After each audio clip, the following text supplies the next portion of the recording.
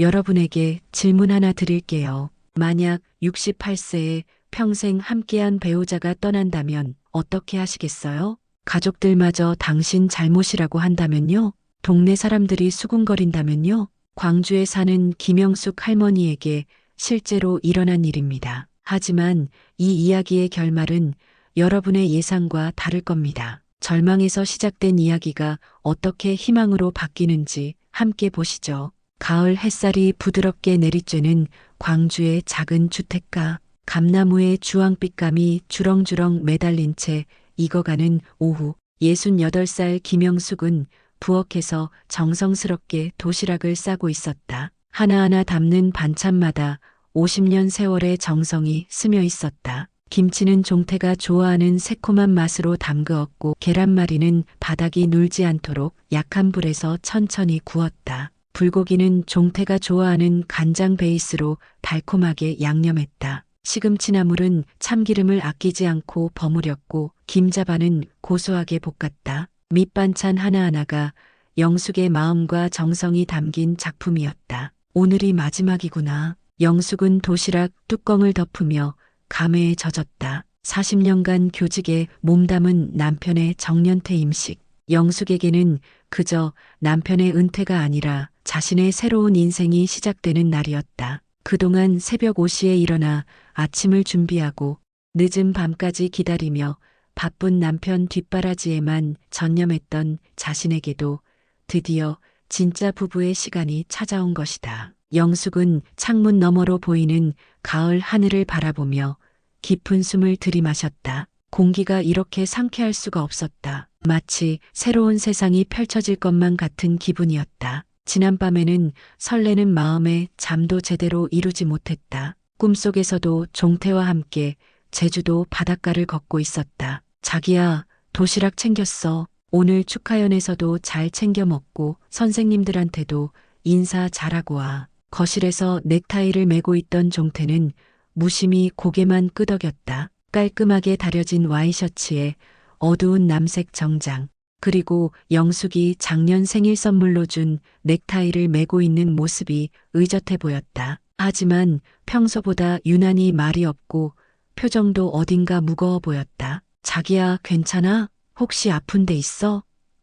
영숙이 걱정스럽게 물었다. 응, 괜찮아. 종태의 대답은 여전히 시큰둥했다. 영숙은 남편의 무거운 표정이 조금 이상했지만 은퇴에 대한 부담감이나 아쉬움 때문이려니 생각했다. 40년을 한 곳에서 일하다가 그만둔다는 게 쉬운 일은 아니니까. 오히려 영숙은 더욱 다정하게 남편을 돌봐주고 싶었다. 이제 정말 우리 시간이구나. 그동안 못 갔던 제주도도 가고 손주들도 실컷 돌보고 꽃구경도 다니고. 영숙의 목소리에는 꿈과 희망이 가득 담겨 있었다. 아, 그리고 예전에 자기가 가고 싶다던 지리산 단풍 구경도 꼭 가자. 종태는 여전히 대답 없이 가방을 메고 현관으로 향했다. 갔다 올게. 짧은 인사와 함께 문이 쿵 소리를 내며 닫혔다. 영숙은 창문으로 달려가 종태의 뒷모습을 바라봤다. 평소보다 어깨가 조금 처져 보였지만 그래도 40년간 아이들을 가르친 든든한 남편의 모습이었다. 영숙은 미소를 지으며 설거지를 시작했다. 오후에는 은퇴식에 입고 갈 옷을 다시 한번 점검했다. 지난주에 새로 산 연보라색 블라우스와 검은색 치마, 그리고 종태가 좋아한다고 했던 진주 목걸이까지. 거울 앞에서 몇 번이고 옷매무새를 다듬으며 영숙은 설렘을 감출 수 없었다. 은퇴식장에 도착한 영숙은 단상에서 감사 인사를 하는 종태를 바라보며 가슴이 벅차올랐다. 저 사람이 내 남편이구나. 40년간 정말 고생 많이 했구나. 이제 정말 둘만의 시간이 시작되는구나. 영숙의 눈시울이 뜨거워졌다. 오랜 시간 아이들을 위해 헌신해 주신 김종태 선생님께 다시 한번 박수 부탁드립니다. 사회자의 말에 박수 소리가 우렁차게 울려 퍼졌다. 영숙도 누구보다 열심히 박수를 쳤다. 그날 밤 집에 돌아온 영숙은 여행 브로셔들을 식탁 위에 펼쳐놓고 행복한 계획들을 세웠다. 제주도 3박 4일, 부산 온천 여행, 경주 문화유산 답사. 그동안 종태가 바빠서 못했던 모든 것들을 하나씩 해보고 싶었다. 수첩에 빼곡하게 계획을 적어가며 영숙은 어린아이처럼 들떠 있었다. 내일부터는 정말 우리만의 시간이야. 영숙은 혼자 중얼거리며 행복한 미소를 지었다. 50년 인생에서 가장 기대되는 순간이었다. 은퇴식이 끝난 지 사흘째 되는 날 아침, 영숙은 평소처럼 새벽 5시에 일어나 아침 준비를 했다. 비록 종태가 더 이상 출근하지 않아도 된다지만 50년 습관을 하루아침에 바꿀 수는 없었다. 게다가 오늘은 종태와 함께 시간을 보낼 첫 번째 날이었다. 영숙은 종태가 좋아하는 된장찌개를 끓이며 콧노래를 불렀다. 어제 시장에서 산 싱싱한 바지락으로 국물을 우려내고 두부와 호박, 양파를 넣어 구수하게 끓였다. 반찬으로는 김치전을 부치고 시금치나물과 콩나물 무침도 준비했다. 은퇴 후 첫 아침을 특별하게 만들어주고 싶었다. 자기야, 일어나. 아침 다 됐어. 영숙이 침실 문을 살짝 열며 다정하게 불렀다. 종태는 이불을 뒤집어 쓴 채 대답이 없었다. 평소 같으면 벌써 일어나서 세수를 하고 있을 시간인데 이상했다. 영숙은 종태의 어깨를 살짝 흔들었다. 자기야, 늦잠 자나? 일어나서 밥 먹어. 응. 종태가 힘없이 일어났다. 얼굴이 많이 부어있고 눈빛도 초점이 없어 보였다. 어디 아파? 어젯밤에 잠을 못 잤어?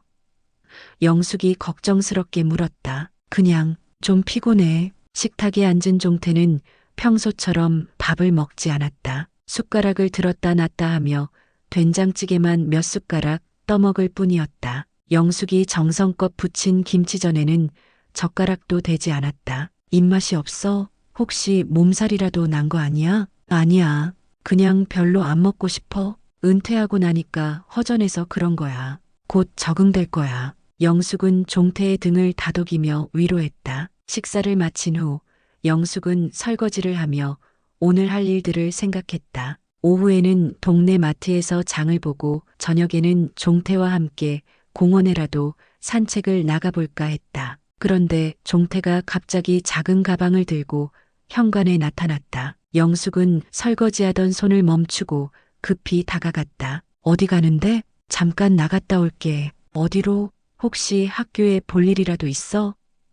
영숙이 종태의 가방을 보며 물었다. 가방이 평소보다 조금 부풀어 있었다. 그냥 좀 답답해서. 답답하면 같이 나가자. 날씨도 좋은데 공원이라도 산책하고. 영숙은 앞치마를 벗으려고 했다. 혼자 좀 있고 싶어. 종태의 목소리에는 평소 듣지 못했던 차가움이 스며 있었다. 혼자? 왜?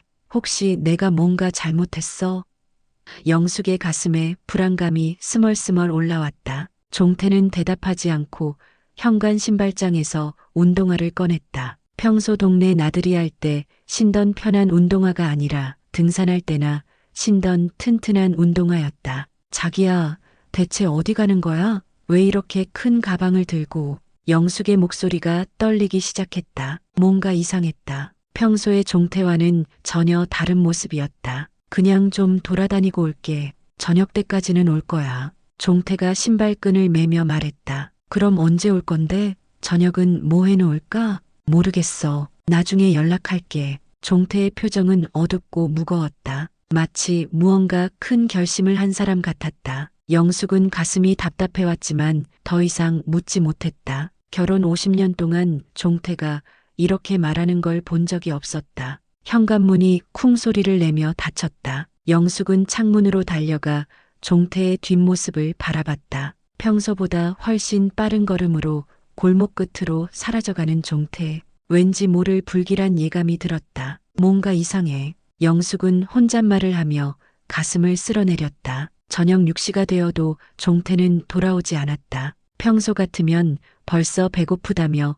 집에 들어왔을 시간이었다. 영숙은 휴대폰으로 종태에게 전화를 걸었다. 여보, 언제 와? 저녁 다 준비됐는데. 하지만 통화 연결음만 계속 울릴 뿐이었다. 한 번, 두 번, 세 번. 아무리 걸어도 종태는 전화를 받지 않았다. 밤 9시, 10시, 11시. 시간은 계속 흘러갔지만 종태는 나타나지 않았다. 영숙은 소파에 앉아 TV를 켜놨지만 내용은 전혀 들어오지 않았다. 혹시 사고라도 난 건 아닐까? 아니면 갑자기 어디 아픈 곳이라도 생긴 건 아닐까? 새벽 2시가 되어서야 영숙은 소파에서 선잠을 들었다. 문 여는 소리에 깜짝 놀라며 일어났지만 현관은 여전히 비어 있었다. 그저 바람 소리였다. 헛것이었구나. 영숙은 실망하며 다시 소파에 앉았다. 하루, 이틀, 3일, 일주일이 지나도 종태는 돌아오지 않았다. 영숙은 밤마다 문소리에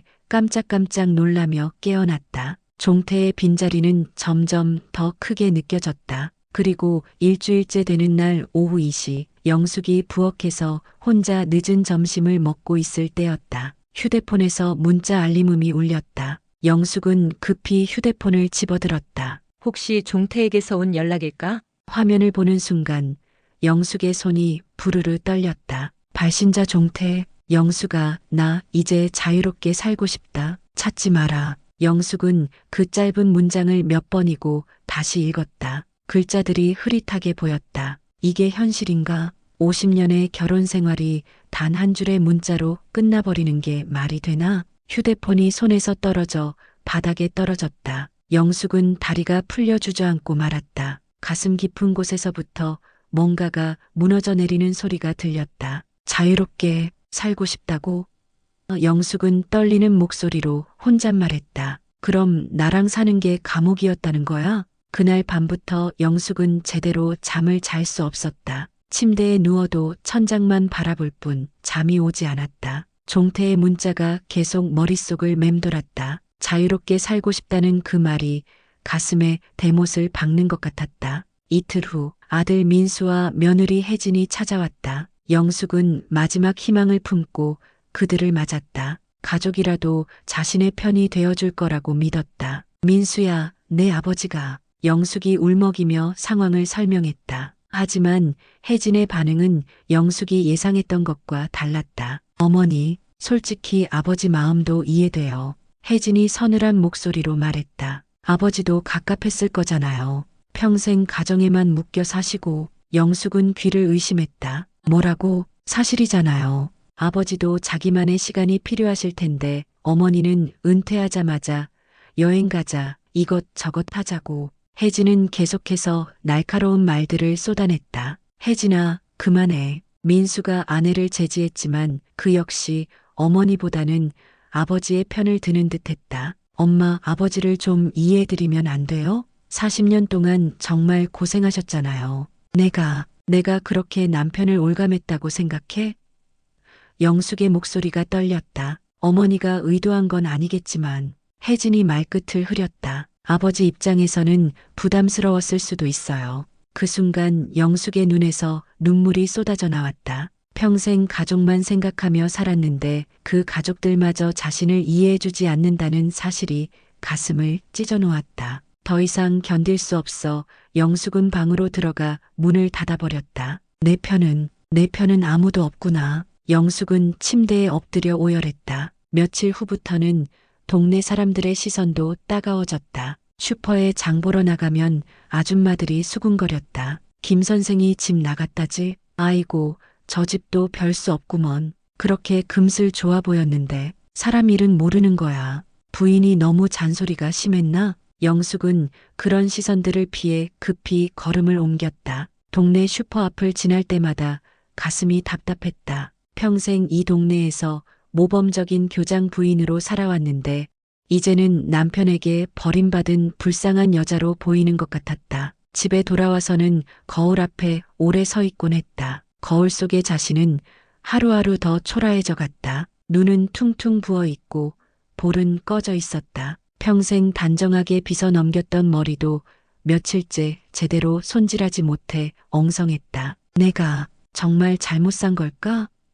영숙은 거울 속 자신에게 물었다. 50년을 다 잘못 산 걸까? 하지만 마음 깊은 곳에서는 아니라고 외치는 소리가 들렸다. 새벽마다 일어나 밥해주고 아이들 키우느라 밤낮 없이 고생하고 시부모님 모시고 종태의 뒷바라지만 하며 살아온 세월들이 과연 잘못된 것일까? 그럼에도 세상 모든 사람이 자신을 손가락질하는 것 같아 어깨가 무겁고 숨이 막혔다. 영숙은 점점 더 집 밖으로 나가기가 두려워졌다.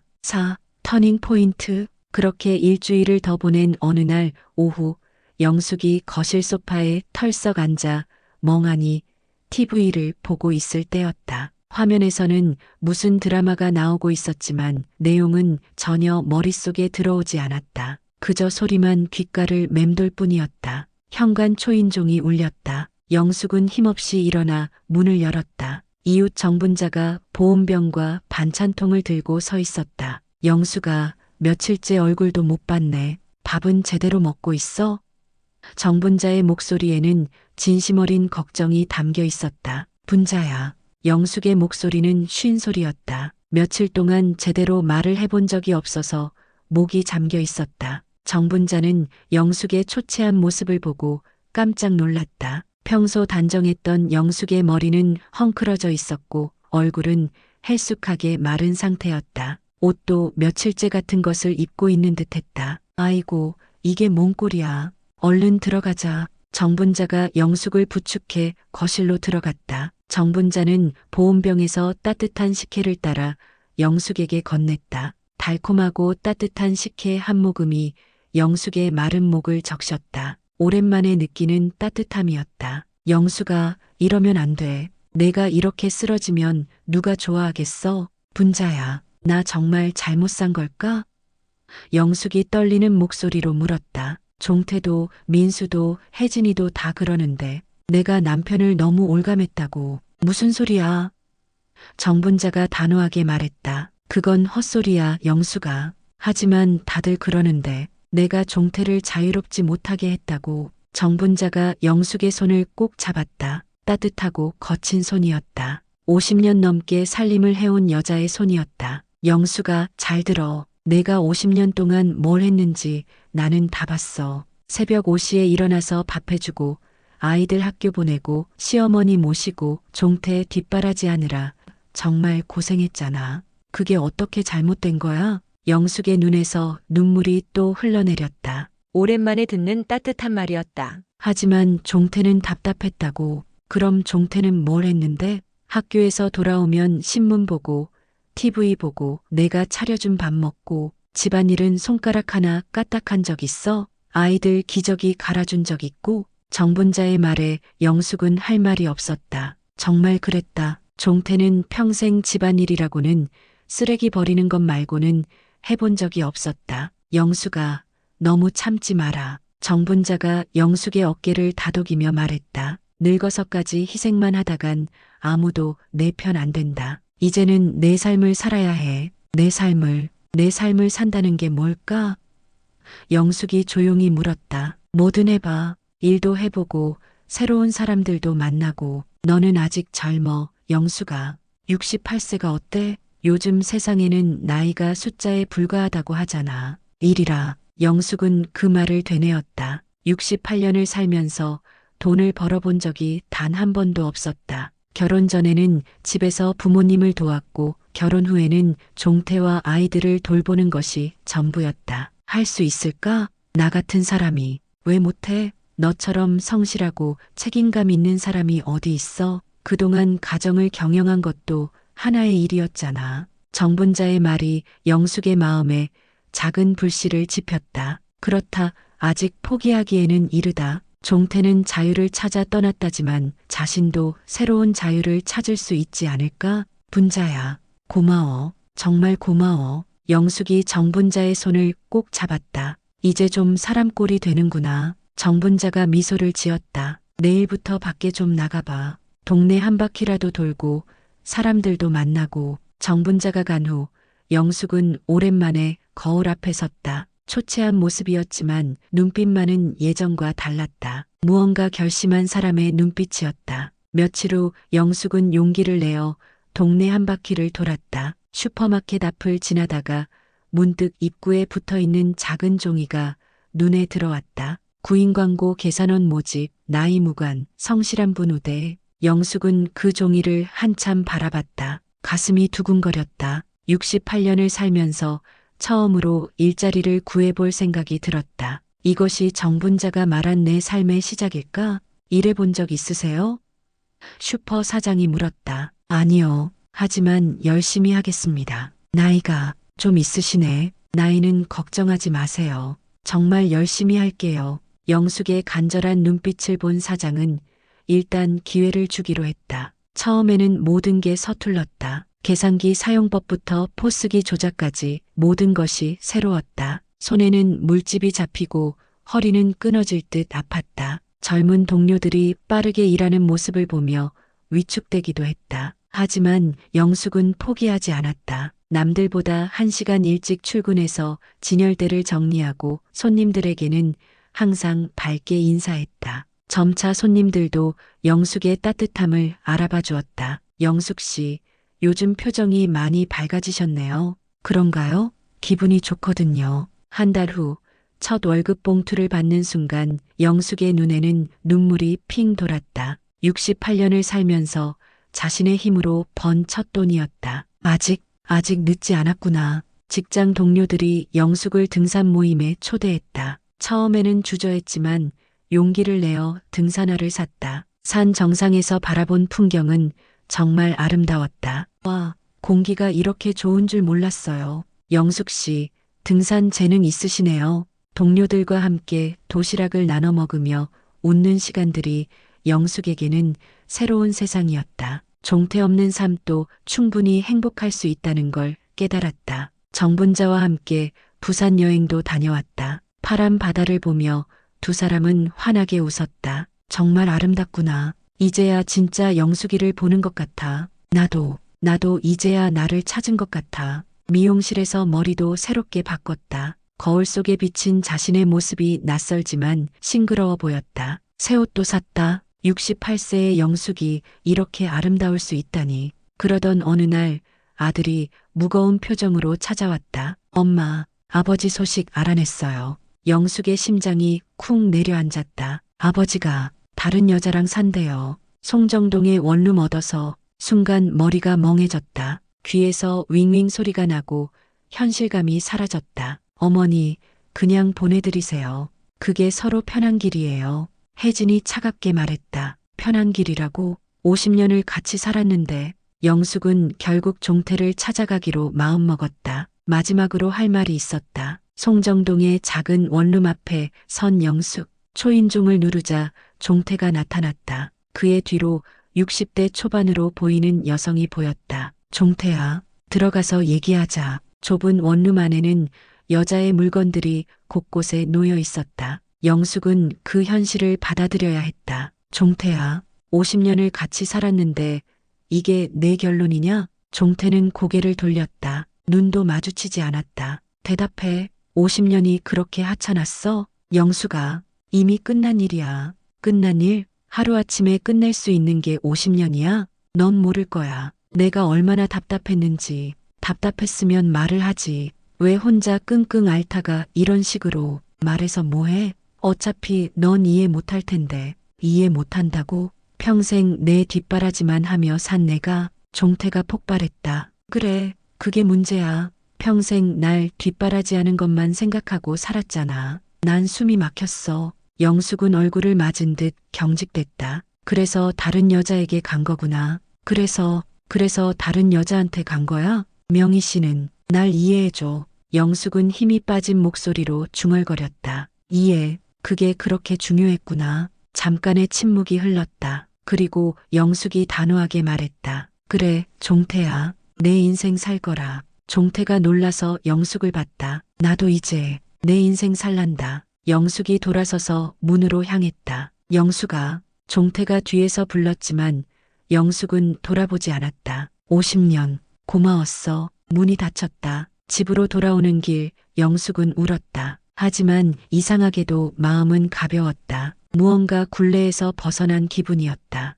며칠을 울고 난 후 영숙은 거울 앞에 섰다. 이제 내 인생은 내 거다. 누구도 빼앗지 못한다. 종태에게서 편지가 왔다. 영숙아, 미안하다. 다시 시작할 수 없을까? 하지만 영숙은 그 편지를 찢어서 바람에 날려보냈다. 너무 늦었다. 영숙은 이미 다른 사람이 되어 있었다. 1년이 지났다. 영숙은 슈퍼마켓에서 우수 직원상을 받았다. 동료들이 축하해 주었고 손님들도 영숙을 좋아했다. 영숙 씨 덕분에 우리 가게가 더 밝아졌어요. 영숙은 이제 중년 여성 자립 모임에서 강연도 했다. 저도 처음에는 너무 힘들었어요. 50년을 함께한 남편이 떠났을 때는 세상이 무너지는 줄 알았죠. 하지만 일을 시작하면서 깨달았어요. 나에게도 할 수 있는 일이 이렇게 많다는 걸. 용기가 나지 않아요. 한 참가자가 말했다. 저도 그랬어요. 하지만 작은 것부터 시작하면 돼요.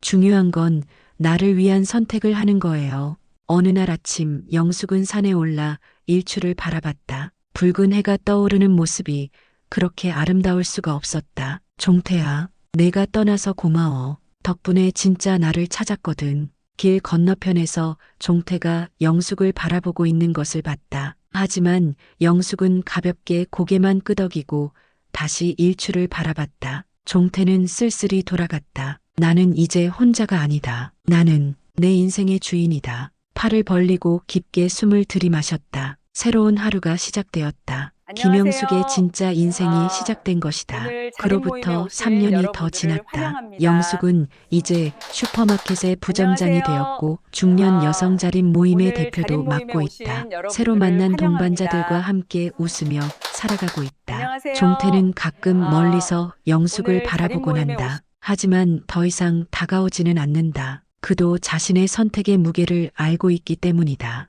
영숙의 이야기는 나이가 들어서도 새로운 시작이 가능하다는 것을 보여준다. 진정한 사랑은 상대를 소유하는 것이 아니라 자신을 잃지 않는 것이라는 진리를 일깨워준다. 오늘도 영숙은 환하게 웃으며 자신의 삶을 살아간다. 68세에 찾은 진짜 자기 자신과 함께. 이 이야기가 특별한 이유는 김영숙 할머니만의 이야기가 아니기 때문입니다. 지금 이 순간에도 어딘가에서는 새로운 시작을 망설이는 사람이 있을 겁니다. 나이 때문에, 여건 때문에, 주변의 시선 때문에 포기하려는 사람이 있을 겁니다. 하지만 안녕하세요. 김영숙 할머니가 보여주신 오늘 자립 것처럼 모임에 오신 진정한 변화는 여러분들을 언제든 환영합니다. 가능합니다. 중요한 건 나이가 아니라 안녕하세요. 의지입니다. 중요한 건 조건이 아니라 오늘 자립 모임에 용기입니다. 오신 여러분의 여러분들을 인생도 환영합니다. 언제든 새롭게 시작할 수 있습니다.